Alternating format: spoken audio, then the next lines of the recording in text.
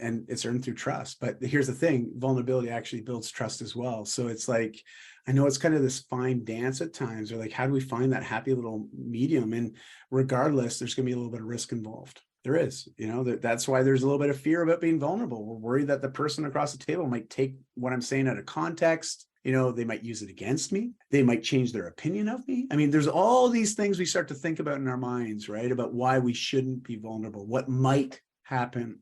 I mean, it's amazing how that anxious part of our brain can just create stuff, And as someone that, my entire life, I've dealt with feeling depressed or dealing with anxiety and social anxiety. So I can appreciate the mental health conversations in those two zones, or one place, if you will. It's all around the mind and brain chemistry. And but because of my lifestyle choices, my habits, it's allowed me to self-regulate and manage my mental health and my emotions way more effectively than I could do without.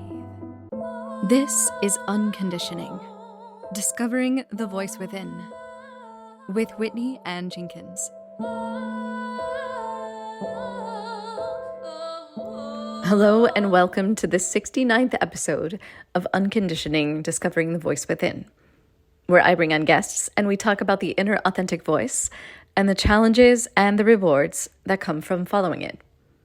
This week, I have with me Dai Manuel. Dai is a super dad, dating his wife with a lead-by-example way of living and a contagious personality. He's on a mission to positively impact 1 million role models around the globe to lead a functionally fit life through education, encouragement, and community. He is an award-winning digital thought leader and author, distinguished Toastmaster, keynote speaker, and TEDx speaker, a former founding partner and chief marketing officer of a multi-million-dollar retail company, and a sought-after lifestyle mentor and executive performance coach. He knows firsthand how challenging it can be to juggle life's responsibilities while prioritizing health and happiness. I had a really lovely time connecting with Dai on this conversation and hearing his story. He overcame his struggles and found a way to help others through theirs. And he isn't afraid to be vulnerable, which is a really beautiful thing. I'm really excited to introduce you to Dai, and I know that he'll have plenty of nuggets of wisdom for you here in this conversation. So enjoy.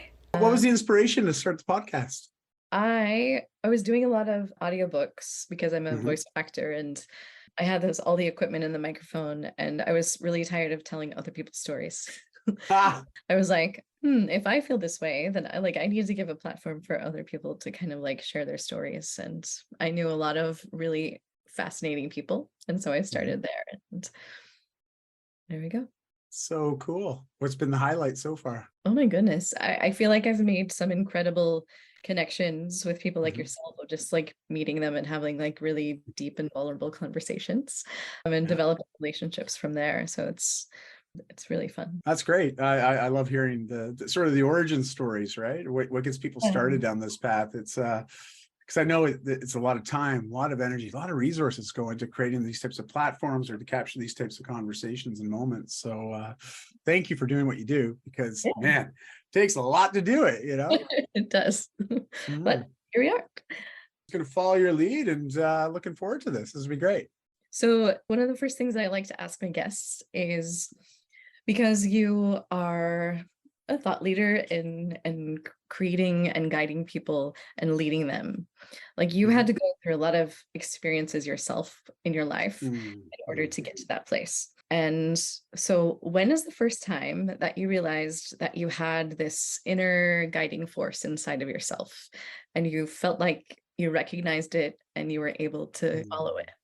Wow, that's a wonderful question. And, I think we all have those moments where we just feel that spark ignite inside of us, right? Where it's just like, whoa, what was that? And it's amazing, because when you feel that sense of joy and happiness, more importantly, fulfillment, it's incredible, right? And I remember very vividly the first time I really was aware of that. And I work a lot in the health and wellness industry. So I've been doing that for almost 28 years, my entire adult life and then some.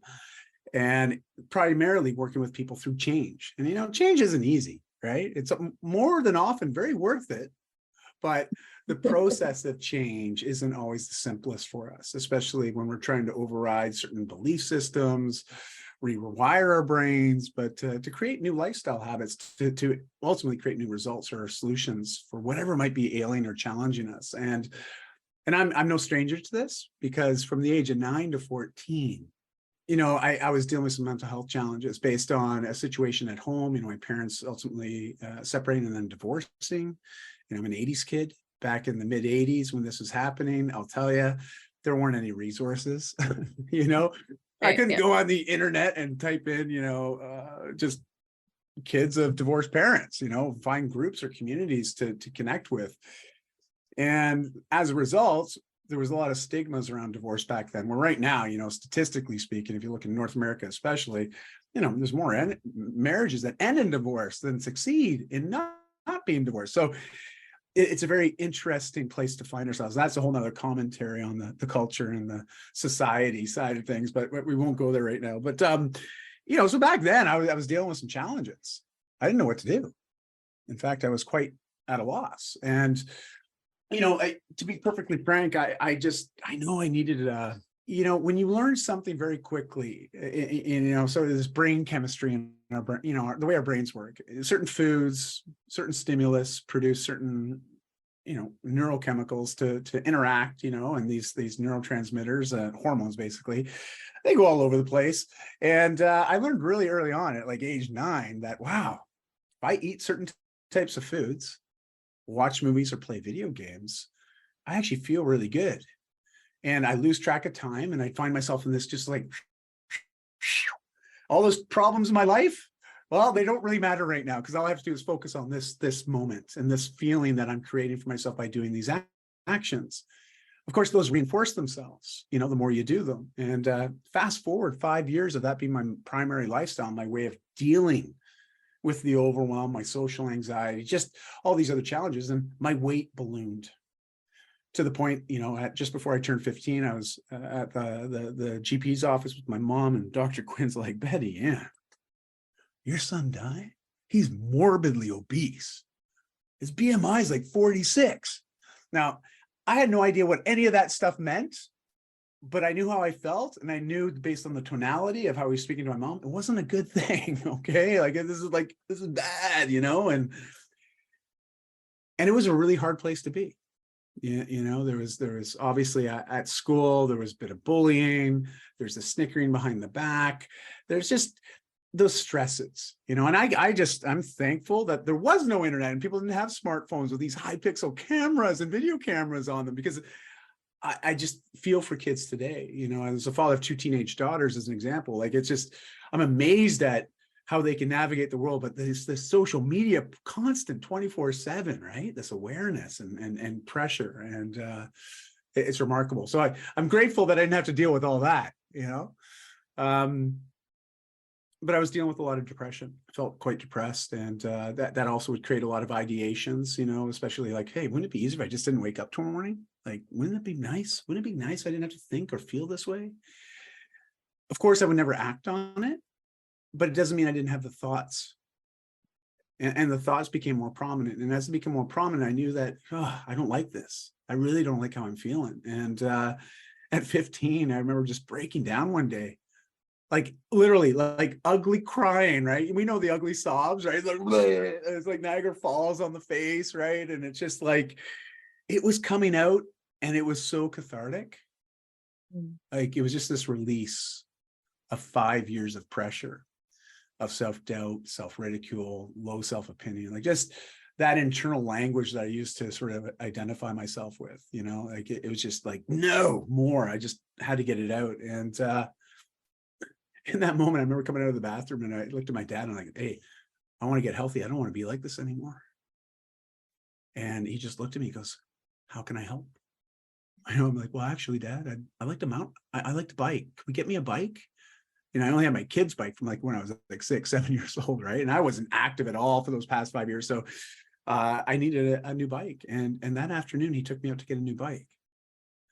And literally, we got home, and I started riding it. within that first week, I went to the library. I got some books out on fitness and nutrition. I was like, I don't know what to do. And in fact, I feel intimidated to even ask anybody for help, but I know I can read, I can learn. My kids are like, Dad, why don't you just Google it? I'm like, your dad's older than Google, right? Like smart ass kids. But regardless, I educated myself. And with knowledge, as the cliche goes, comes power, and it was this sort of self-advocacy I could now start to maintain. And it took a while, to sort of get into that groove. But within the first few weeks, what started as like I could barely go 20 minutes on the bike without stopping. And that's on a very flat or downhill, right? Like it's like, anything uphill is like, no, that's just too hard. But within a few weeks, I recognized that 20 minutes turned into 30 minutes, turned into 35, turned into 45. Eventually, I worked myself up to an hour, sometimes more. And I loved how I was feeling. Yeah. The pants started to fit a little bit looser. I woke up with a smile in the mornings. I didn't feel groggy. And I could tie my shoes and I wouldn't be out of breath. Like it's amazing, these little things that we take for granted. Yeah. And yeah, it was crazy, right? Just crazy. Yeah. Go ahead. What's your thoughts? Just to kind of go full circle with it, because you said that you began like eating these foods and like playing video games because it made you feel better.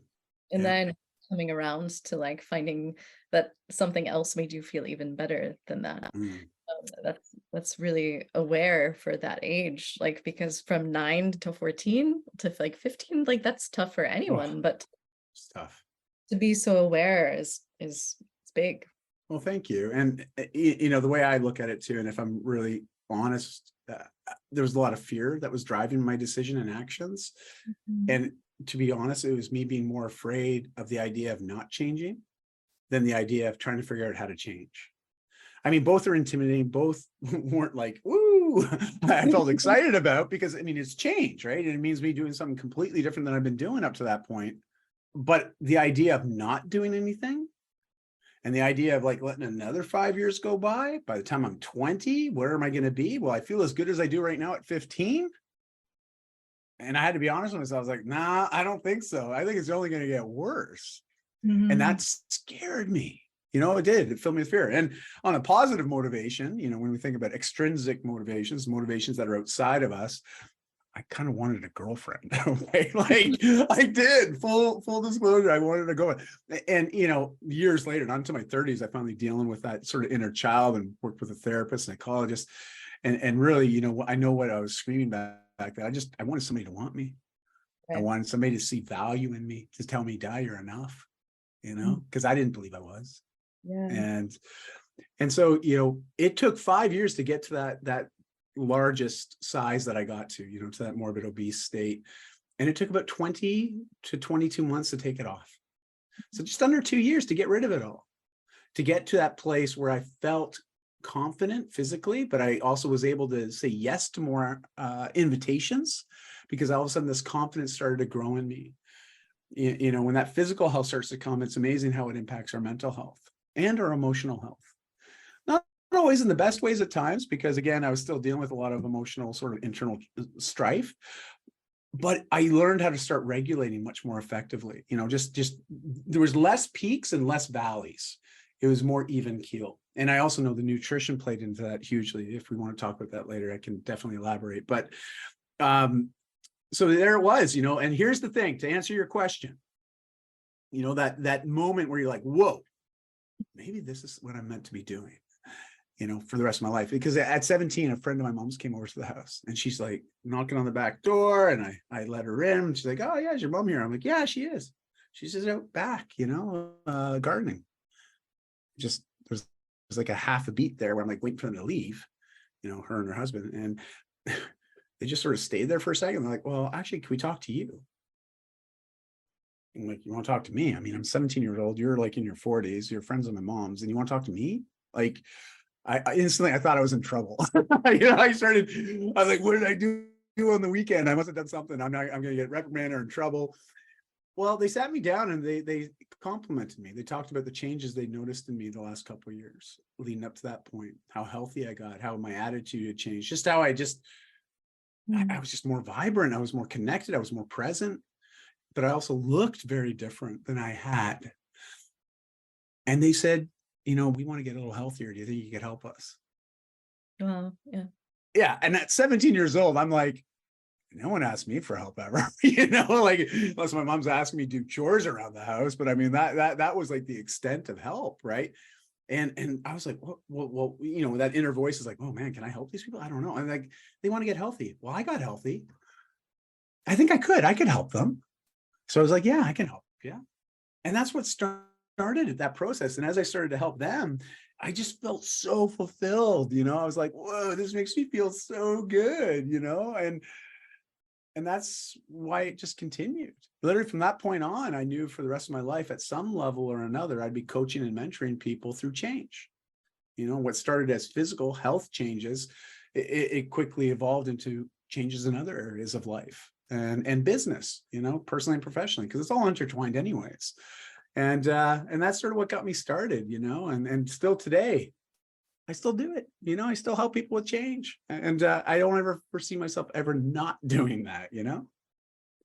Yeah, I want to bring up a moment that you were talking about of you having that release and then wanting to speak with your father. That took a lot of courage to be like, hey, I want to change my life. Like, I don't want to do this anymore. So that was very courageous of you to be able to admit that. Thank you. Well, it's interesting when we find ourselves at rock bottom, or as I always say, I think I was under the rock, and but we'll do certain things when you get to that place, and for me, just because to be fair, and I think a lot of us can experience this, anybody who's watching, listening to this, you probably relate to this, but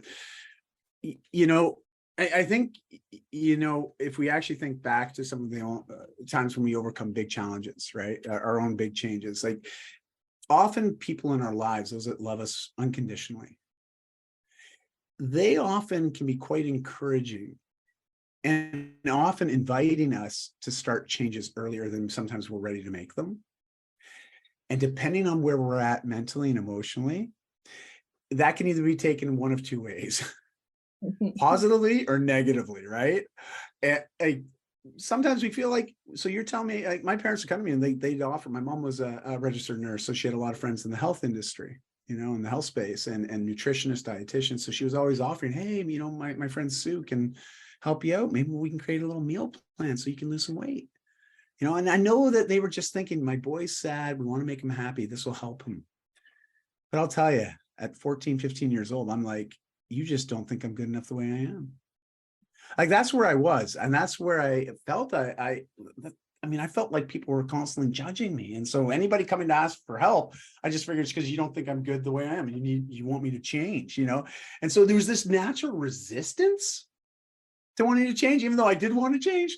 It's the weirdest thing, right? And I see this repeated. It's not just the fact that I was a teenage brain. This is common for all sorts of folks. I still find myself occasionally doing this in my mind, right? You play like the mental pickleball, you're bonking the ball back and forth, and it's just like, what's going on, right? And it was kind of them to want to offer that. But the day that I came out of that washroom after that cathartic sob, it was me asking for help to make the change because I wanted to make the change for me. You were ready. Yeah. I was ready. I was ready to make some changes. I had no idea what I was going to do, and that intimidated me, but I was like, anything can be better than now and how I'm feeling right now, So, and the nice thing about fitness and health changes, they are instant. Like immediately, as soon as you start making those changes, you will start to feel better. And that in itself creates this additional pull to want to keep going. But the thing is, we got to get started. and there's often some resistance and barriers there, right? And but yeah, that was a big part of it. And I was finally ready to make some changes. And I imagine a lot of people probably here nodding right now, like, oh yeah, I get that. Yeah. So at 17, someone validated like the work that you had done by asking advice, and who were older than you. So where did that go from there? Like, how did you integrate that into your life? Yeah, well, I was always doing it just for passion, like, and just because I enjoyed it. It made me feel so good. I never really charged for it, which, led to some challenges later in life, more so from the standpoint, I was I found it difficult to create the bridge, to make this into a vocation that could pay me, because at times I just wanted to help people, and I still do, and to a detriment, right? Where it's like, well, I can't help myself and my family if I don't earn an income to continue helping more people and making a greater impact. And so I had to work through that process of really trying to get it in my own way, but I did lots of different things, but most of it was all individual, because I'd never played team sports. In fact, I was always the last guy, and often I would have an excuse why not to participate in phys ed or after school sports, because I didn't feel good about myself. I didn't want to be around people, let alone be there to have people make fun of me like they would. And so I avoided team sports. But as I got healthier, I started to do more individualized sports. I got into rock climbing. I got into martial arts. Later in life, in my 20s, I got into golfing, so I tend to gravitate to all these individual things. And I loved it. I absolutely loved it, because there was different ways of challenging myself. And eventually I got into personal training. I started with that, and coaching martial arts for kids as well, like Taekwondo and kickboxing particularly. And so I did that into my early 20s. And then I got an opportunity to sell fitness equipment.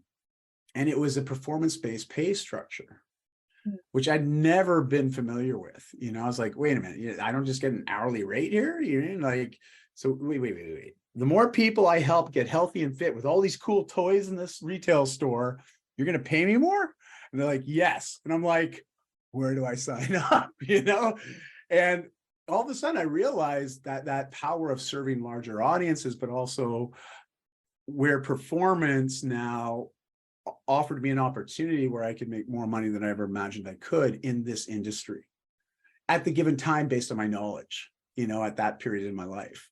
And I loved it. I really enjoyed it. And it provided for my family and I, especially as I was just starting to have kids in my mid-20s with my wife, who was in her early 20s at that time. And so we had kids young, and I excelled into management very quickly, but I was able to help people, but I was still coaching and mentoring, but never charging for it. Right. I'd be like, hey, if you buy equipment from me, don't worry, I'll continue to support you. I'll help you. I'll give you some programming. I'll give you some prompts. I'll coach you. And it might not be direct one-on-one all the time, but I can support you regardless. And so that became a big part of what I did. And eventually, co-founded a company, expanded that. We grew to 8 figures a year, and I did that for 17 years. And eventually got to a place where I just wasn't feeling fulfilled anymore by that. And I wanted to make some changes. And that was 8 years ago, made a big change, and literally just changed my professional trajectory entirely. But that might come out in the wash in a little bit. Yeah, I think it's a very common thing for like healers, which you are, to claim the value that they have and give and receive equally. I think that's a very common thing. But you seemed to have been able to find the value within yourself. But that also goes back to like when you were saying about being a teenager, of like feeling that you weren't in. So yeah.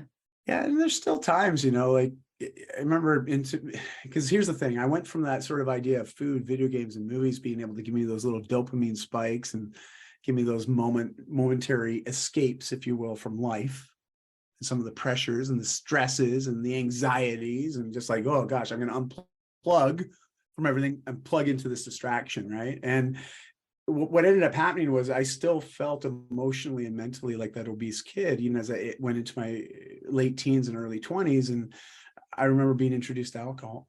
And I realized really quickly, if I had 2 or 3 drinks, I was very different.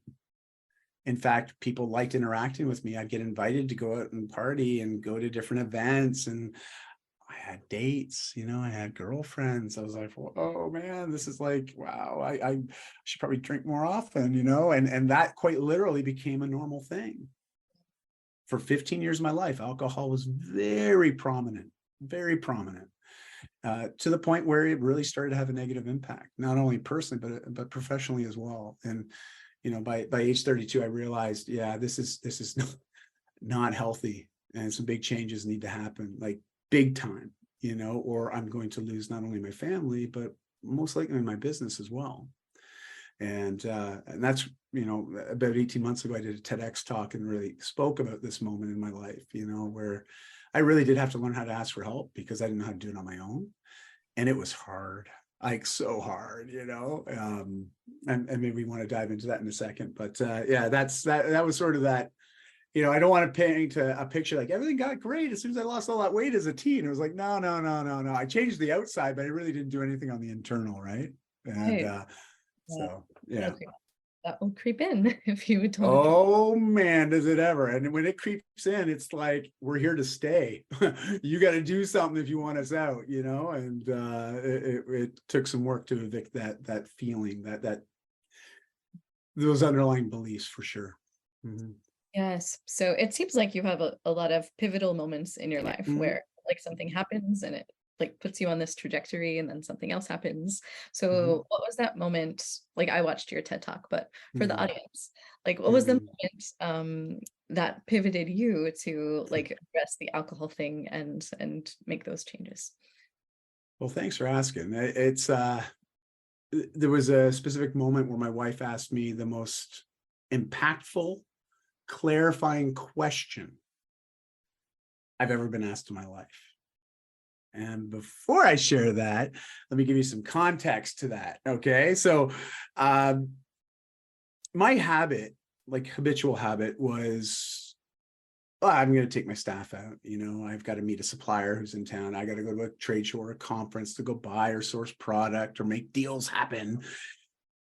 And alcohol was always there. Right. So it was easy for me to justify the action, right? Because I was doing this to build my business and supply and support my family and the communities and the teams. And so this is a big reason why I do this, like just to justify the action, right? Because as if I believe that without the alcohol, that couldn't happen, like really, when I look on it, hindsight's never 2020, by the way. But when I look back on it, it was like just some of these ways that I would justify it. And it just became a very normal thing. And often I would take the teams out, celebrate a great month, one of the stores hit some targets. So I take them out for dinner, you know, and I would continue to buy rounds just because it would give me permission to have another drink. Mhm. It's like everybody still got like half a drink, but I'm like, I'm done mine. I'm going to order another one, but I don't want to be just the one that keeps ordering. I'll order a round for everybody. That way I get mine.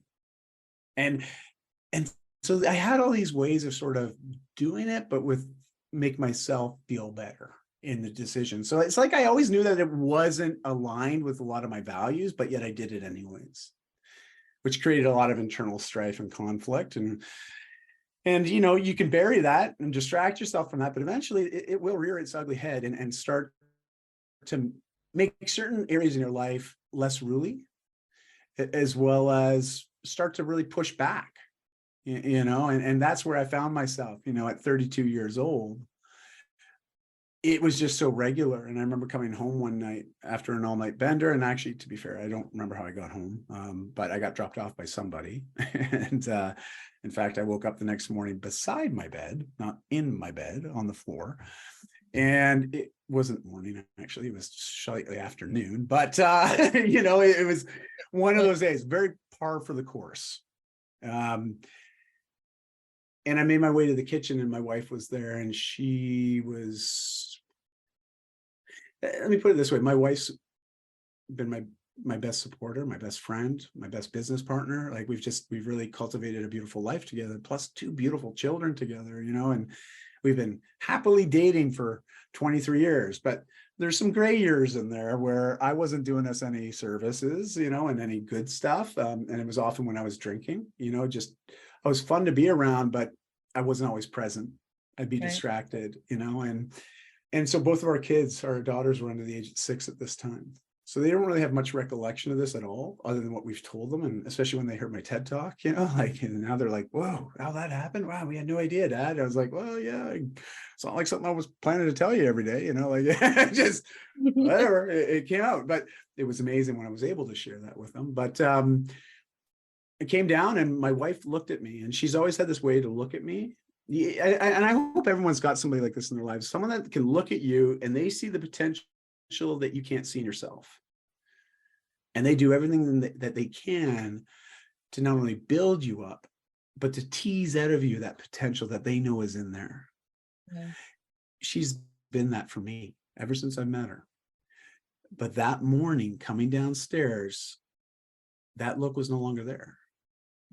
In fact, it was the opposite, it was this sort of disdain and disgust and just this frustration. Like, you did it again. We talked about this, but you did it again. And I would always just ask for forgiveness rather than ask for permission. I was the guy that would chronically, oh, my cell phone died. And it was just me turning it off, right? So I could, I lost track of time, like whatever. I mean, I had every excuse in the book. I was a sales guy, right? So I could sell this, like just, it's so funny when I think back, I'm like, man, what was I doing? What an idiot. But anyways, she sat me down.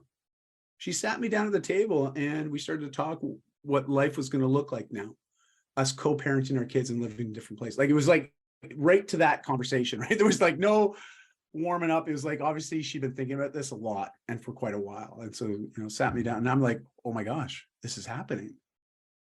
I don't want this.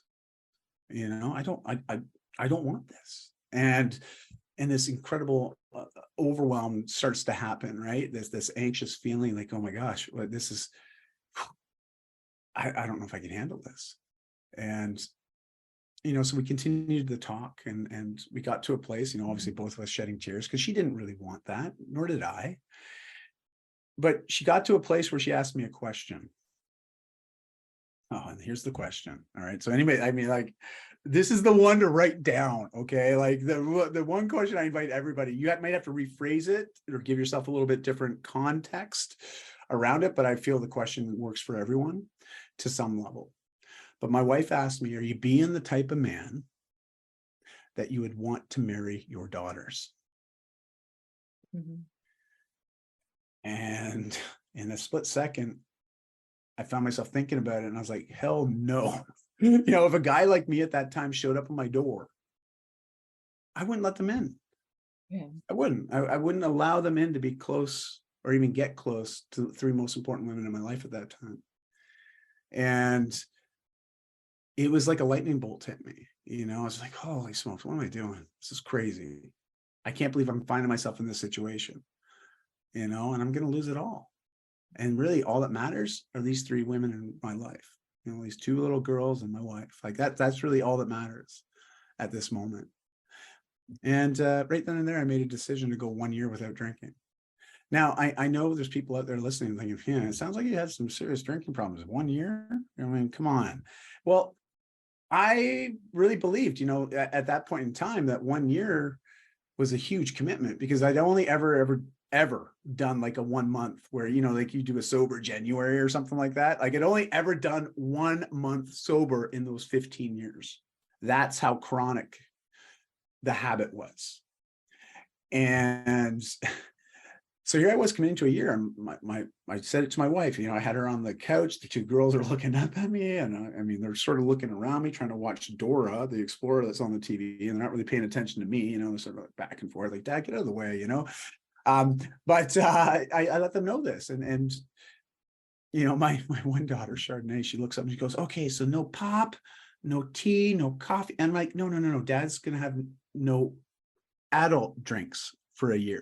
Like it's funny how kids have that just ability to be so innocent. And it was nice because in that moment we had a little bit of brevity, a little bit of laughter. My wife and I actually smiled at one another thinking, geez, this is great. Like how simple things can be. And then I got to work. I literally made a commitment right then and there, 1 year, no drinking, started to make some changes. But within a few weeks, I realized, wow, this is way harder than I thought it was going to be. Way harder. And I remember it got to a point where I was so anxious and so overwhelmed with everything. And all I wanted to do was have a drink. And I remember that night breaking down with my wife on the couch and telling her everything I was feeling. Everything I was saying to myself inside my head. And in our relationship, we'd been together for 10 years at that point. I'd never been that open with her, ever, that vulnerable with her. Yeah. She let me go. She just let, and I swear, it felt like forever. I just kept talking and talking and talking and a little bit of tears, but just kept talking and just like, bleh, everything came out. And at the end of that, she just looked at me and she said, thank you. and I think you should talk to somebody. So I laugh at that now because I'm like, she's right. I mean, that was the best answer she could have said, and she empathized and she reminded me things are going to be okay. We're together. We'll get through this, but I think you should talk to somebody. And I thought I was talking to somebody. I was talking to you. And she's like, well, I can't, and she can't be that for me. She can't be my therapist. She can't be my psychologist. She can't, she's my life partner. She's not all those other things. And as much as I may have wanted her to be, because that would have been way easier than going out and admitting openly that I need help and some support outside of this tight little circle. But I did, and I went 6 months all in on that inner work, like all in, and you hear about people doing this, right? Like it's like whenever I get a physical injury, and I've had many of those in my life, I treat the injury like a new sport. My focus is to get that injury healed and get back to functioning. And I sort of take that approach to anything in my life. Like I treat the change like the number one thing that has to be focused on right now. And I think that's what's allowed me to navigate change quickly and effectively, because I give it the attention it's due, and give myself the space to get through that level of uncomfortableness that comes with all that change. And believe me, there's a lot of it. Okay, a lot of it. And so 6 months all in, a psychologist, a relationships counselor, that after our second session, she's looking at Christy and I on the couch and she's like, Christy, I think Dai should come back in the zone. And so it was awesome. All right. I laugh at it now, but this is like 15 years ago, right? And we got to the end of that first year. And I'd love to hear your thoughts on this and sort of wrap up this story. But after that first year, Christy and I are looking at each other. She's like, wow, you did it. And I'm like, I did do it. Wow, I did it. I did a whole year, like we've been together 10 years. She'd never seen that. She'd seen me do that sober month, but never. I don't think either of us really thought it was going to happen. I'm just being honest, right? Like and yet it did. And she's like, hey, tonight, should we celebrate, share some Chardonnay and watch the sunset, have some dinner on the porch? And I'm like, that sounds so good. That sounds really, really good. That really nice. But then I thought about the year, and I'd been reflecting on the year and all the things that had changed. Like my business improved drastically. My level of leadership was at a level I'd never experienced in my life. That inner confidence I had, my health, all these changes had started to evolve in my life. And I never felt so fulfilled at any point. Those first 32 years, I'd never felt as good as I did after that first year of not drinking, at least to my recollection. And I looked at Christy, I'm like, you know what, babe? There's been so much good stuff that's happened in 1 year. What if I just kept going? Well, we just celebrated 14 years, since my last drink. Like it's become a lifestyle, like it's just is what it is. And I'm not saying that maybe I will have a drink one day, but it's not today. And I really have no desire to do it. Like I feel so good and things are going great. But I also learned how to have a lot of fun without that need of alcohol, because I got myself to a better place where I liked me. I like who I am. I like who I am as a sober Dai, not drunk fun guy Dai, right? That everybody called me. And so, yeah, that's sort of that big shift that happened 15 years ago. And again, it put everything on a different path. It's amazing when we have these milestone moments, right? It's like we go left or right at this milestone and we make a decision and we choose, and then we got to deal with that decision, and really give it our all. And that's what I mean by going all in on the change. Yeah. Which I did. And so, yeah, and I'm very grateful to have had that opportunity, and thank you for the opportunity to share it. Absolutely. There's so many things. There's so many places that I want to go because there's so much within that. Because like the moment you're talking about with your wife, where she's like, where things were contentious and like divorce was being juggled around, like that takes you back to that moment in your childhood, kind of like started of like you going through that difficult time, triggering traumatic moment, and then you educating yourself with these books to like try to change yourself externally. And this time you're like really like going and doing the inner work. And so like how that has changed your external life too. It's like holistically. That's really good. Thank you. Yeah, it took me a while to really wrap my head around sort of the process. Do you know what I mean? Like, and also I had to get out of my own way. And what I mean by that is there's, we all learn through two different methods. We learn, like, if we think about how do we learn, it's usually mentorship and modeling. We model, we see somebody do something, they show us how to do something, we see a video showing us how to do something, then we too then go try to do it. Mentorship is like not only that, but also we're getting this feedback from people that maybe have already done it or achieved a certain thing or have a certain experience or expertise, and they themselves are able to turn around and look at us that are on the same path and saying, hey, whoa, whoa, whoa, whoa, whoa, there's a little hole there. Watch it, watch your step. I tripped in that last week. Oops. At least I can help you avoid that this week. And so modeling and mentorship are very prevalent in how we learn and grow and evolve as people, as a species, period. And when I think back to who some of my models were, role models that were modeling certain habits and beliefs and just actions or inaction, as well as some of the mentors I had early on, there's no wonder why I found myself believing that vulnerability was a weakness and asking for help was a weakness.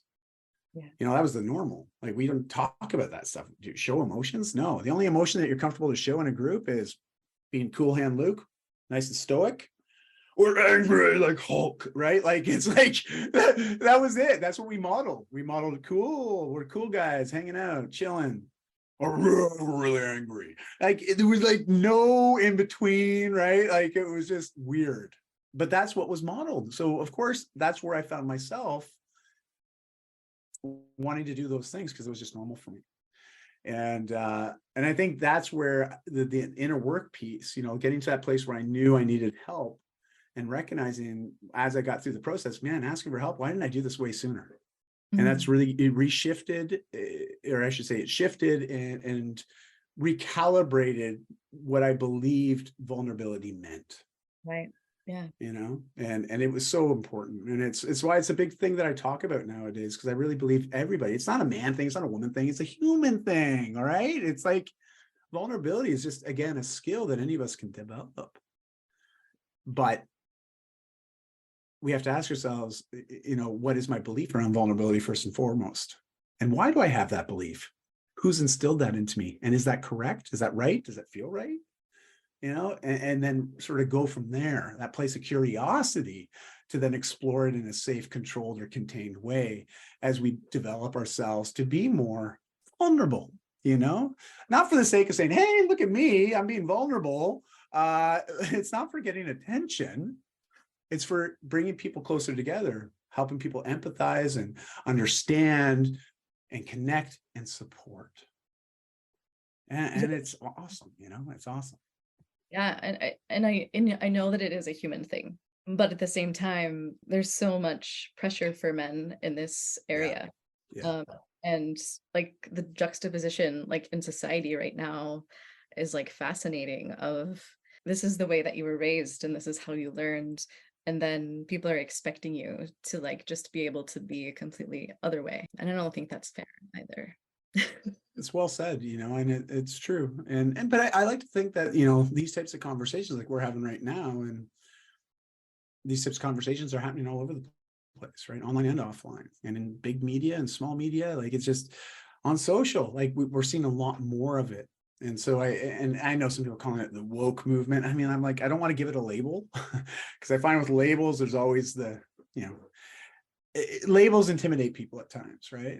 Because it feels it peg holes it into one thing. And I'm looking at this as a skill, like any other skill, but it serves a purpose no matter where you find yourself in life. And it can be a wonderful purpose. It can unlock things for us so quickly. Because when I started to open up, and I'll just sort of share this little quick anecdote, but when I started opening up with some of my closer friends and what would soon become very, very close friends, there's this new level of connection in our conversation. Mm-hmm. Because if you think about how do we get to know each other? We get to know each other often through story, through relating personal experiences. That in itself is an act of vulnerability, especially when we talk about some of the big mistakes we've made in our lives and how it's moved us to where we are today. And often we think about some of these things that was a mistake, but really it was just a a redirect. It was like, oh, okay. At least we hope that, right? We hope that we recognize that, oh, okay, I could have done that differently. Let me go this direction now and make sure that I apply what I learned from that experience, right? And as I started opening up about this, here's the crazy thing. Often the person on the other side of the table, the other side of the phone, they're like, oh, wow, me too. I deal with the same thing, or I dealt with that, 2 years ago. And I'm like, what? Really? I had no idea. Yeah, I never really talked about it. Like, so you've been dealing with this. I've been doing, I wonder how many other people out there are dealing with this too, but we don't know if we don't open up about it. We just don't know.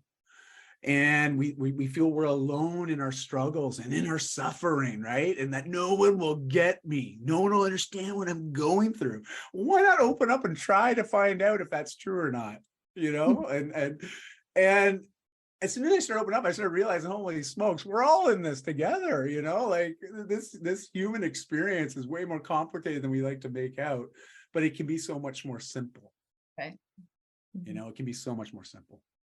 And so, yeah, that's what I really took away from it. And I still struggle with being vulnerable at times. I do. It's like hardwired, right? Like I can't just undo 32 years of doing a certain thing in a matter of 10 or 15 years. Like I told you before, I got really overweight in 5 years, but it took me about 2 years to take it off. Change can happen. It can happen quickly, but there's no guaranteed timeline around change. It just happens when it happens. You stay the course, right? You try what you're learning and you see how things improve and get better. If they don't, change a little bit more, like it's this constant recalibrating. And vulnerability has been really powerful in my life ever since I made that decision to start to embrace it as a skill rather than fear it as a weakness, Yeah. Because you were saying you were getting nervous sometimes still and feeling anxious about being vulnerable, but I think that just means that it's something that's really important to you, because if everyone was just like walking around being completely open, then it wouldn't matter either. So like boundaries are really important in like being able to like be vulnerable with the people that are worth being vulnerable with, I think. You said that really well, and I think Brene Brown says it in one of her talks, where she says, not everyone is deserving of your vulnerability. It is something that's earned, and it's earned through trust. But here's the thing, vulnerability actually builds trust as well. So it's like, I know it's kind of this fine dance at times, or like, how do we find that happy little medium? And regardless, there's going to be a little bit of risk involved. There is, that's why there's a little bit of fear about being vulnerable. We're worried that the person across the table might take what I'm saying out of context. They might use it against me. They might change their opinion of me. I mean, there's all these things we start to think about in our minds, right? About why we shouldn't be vulnerable, what might happen. I mean, it's amazing how that anxious part of our brain can just create stuff, And as someone that, my entire life, I've dealt with feeling depressed or dealing with anxiety and social anxiety. So I can appreciate the mental health conversations in those two zones, or one place, if you will. It's all around the mind and brain chemistry. And but because of my lifestyle choices, my habits, it's allowed me to self-regulate and manage my mental health and my emotions way more effectively than I could do without. I was saying to my wife the other day, I was like, man, I don't know how I would have navigated this if I didn't make some of those health changes that I did. Like what I think might be a down day, I'm like, man, this down day could be 20x if I didn't have the health resilience that I have today. Right. Yeah. You also incorporated discipline into your life. Yeah. Like we can't always be motivated. Like the discipline is like really important. So. True enough. Yeah, I'm pretty disciplined. I'm not afraid to discipline myself, and to hold myself accountable. But I still have days where I'll let myself off, and but I often I do have an ability of looking inward and saying, what do I feel like I really need today? That peace inside me, like what's it really need right now? And it really doesn't want to go to the gym and work out, but you know what? I feel like going for a good walk, maybe going for a hike today, going for a dip in the ocean, it's recognizing that I don't have to always do things a certain way, but maybe just listening. What do I feel like I need today? Yeah, I feel like a smoothie this morning. Yeah, I'm gonna have one. Like, you know what I want for lunch? I want this. I want a big healthy salad with some cedar plank salmon on it. And it's funny because I'll invite my clients to do these types of habits, right? I've never had anybody send me a message and say, "Hey, Dai, you know that salad you asked me to have for lunch?" No, I didn't. No, it didn't work.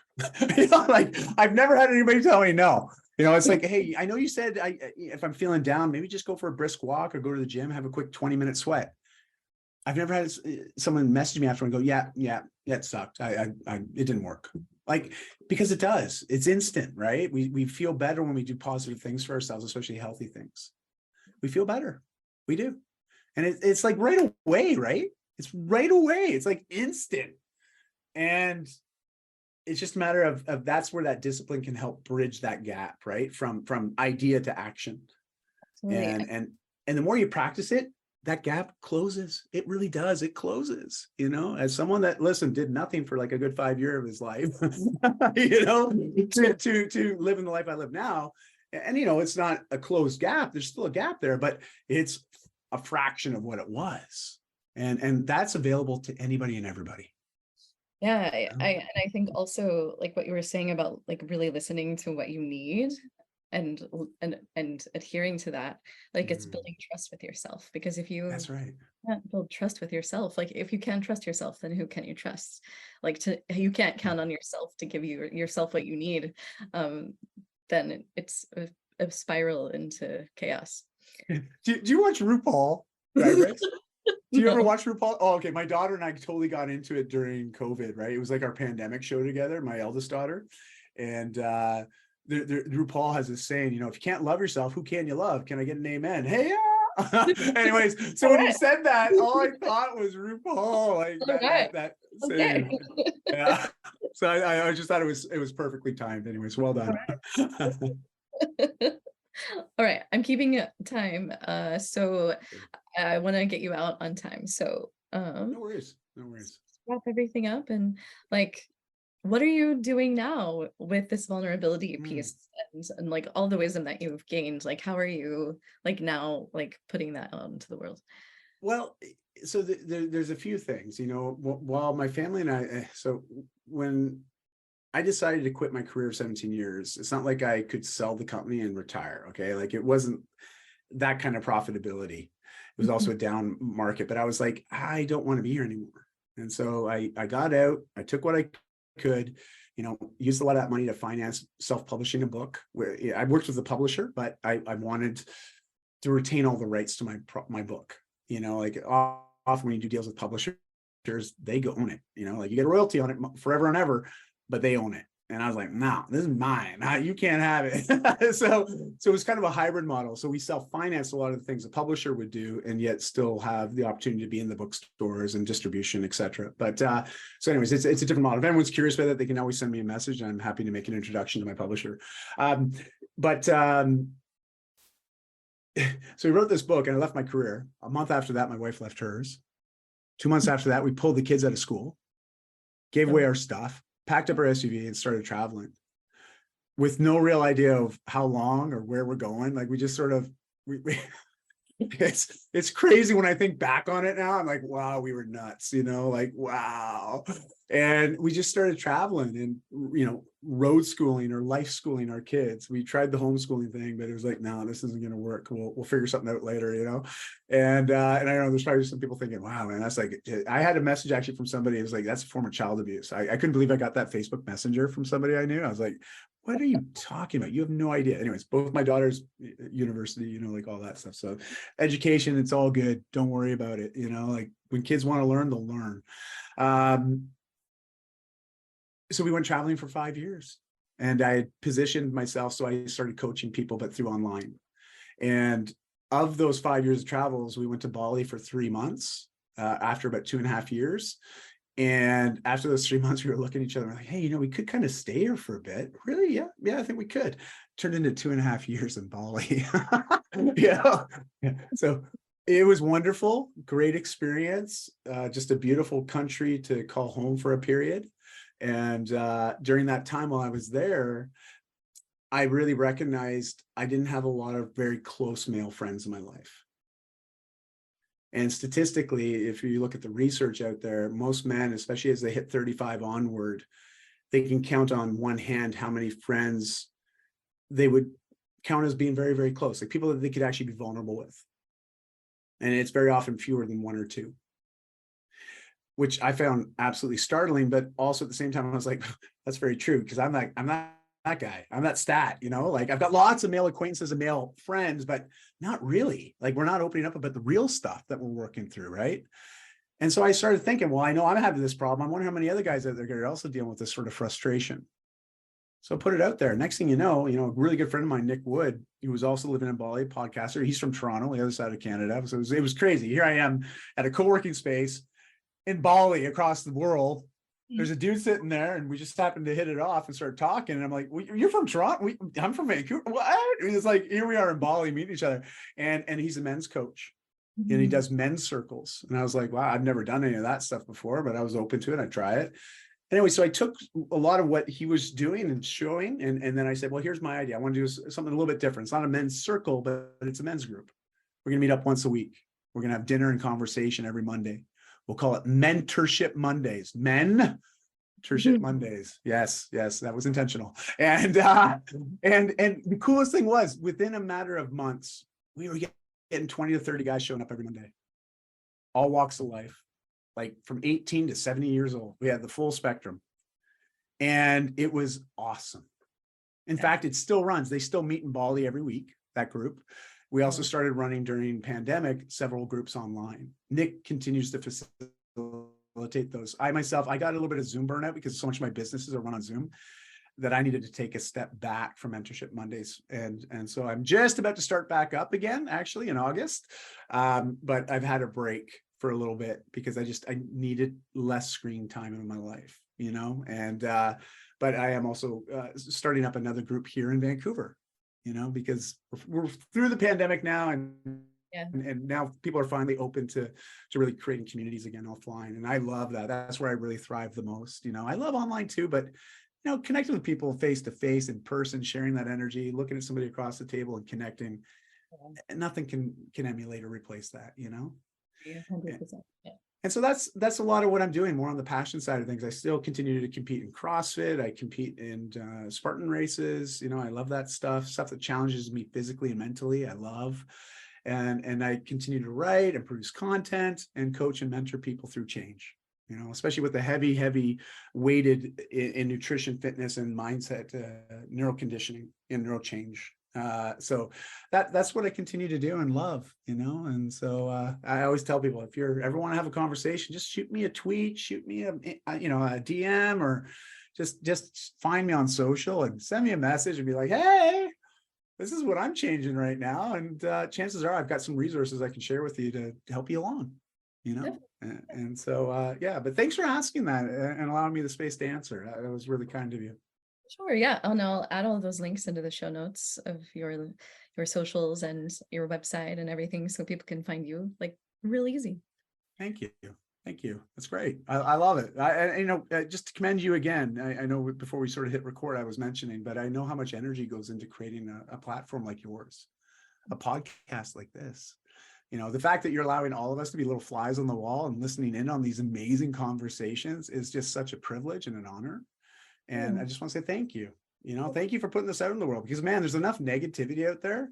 Yeah. And to see people like you doing something to offset that scale, it's so valuable and so needed. And so just wanted to, again, just see you and say thank you, Oh, well, thank you. Thank you for sharing your wisdom and your vulnerability.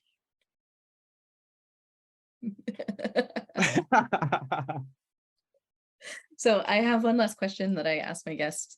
Yeah. Before we end, if your inner voice had a billboard, what would it say? Well, there's a quote that I often say, and it's because it was so important to me. And it's not so much a mantra anymore, but it was something that felt like a mantra at times. And it's, if you can't change your friends, or the way I usually say it, I'm sort of paraphrasing. I'll say it the proper way. If you can't change the people around you, change the people around you. And that is what's served me so well in my life in these big periods of change, because I've recognized here I am going through changes, and instantly I want to find all the people that are closest to my life and them to change too along with me, because I know how good it can make them feel. But we have to recognize that change is often a personal journey. Right. And as much as we want to see, and we know that change can be good for those people that are closest to us, they may not be in a place where they want change. But you can't let that hold you back. But you have to be prepared to maybe change the association to a new group of people that are also motivated to make those changes as well. Because community is key in the change process. It is absolutely key, because you're gonna have days that you fall, days that you trip, days that you wake up thinking, I don't want to do this. But I'll tell you, if you got a community of other people that are going through the same thing, chances are they're gonna be able to say, hey, we're waiting for you. Where you at? Or hey, you tripped, let me help you out. Yeah. And it's so critical, so powerful. So yeah, there's the billboard that would often go off my mind. Hey, if I can't change the people around me, I'm just going to change the people around me. I love that so much. Thank you. Great. It's a fun one. Thank you so much again for Thank taking you. Absolute pleasure. I really appreciate it. And I can't wait to share this conversation with my communities and turn other audiences onto your podcast, because I think they really need to listen to this. Yeah, they do. Okay. Thank you so much for joining me this week. If you're listening and you like what you hear, please consider subscribing and rating this podcast, as it really helps get this podcast out to other people who might be interested in hearing it but don't know about it yet. And also, if you'd like to contact me or reach me, you can reach me at unconditioningpodcast@gmail.com or unconditioningpodcast on Instagram. Thank you so much. And until next time, stay tuned in to you.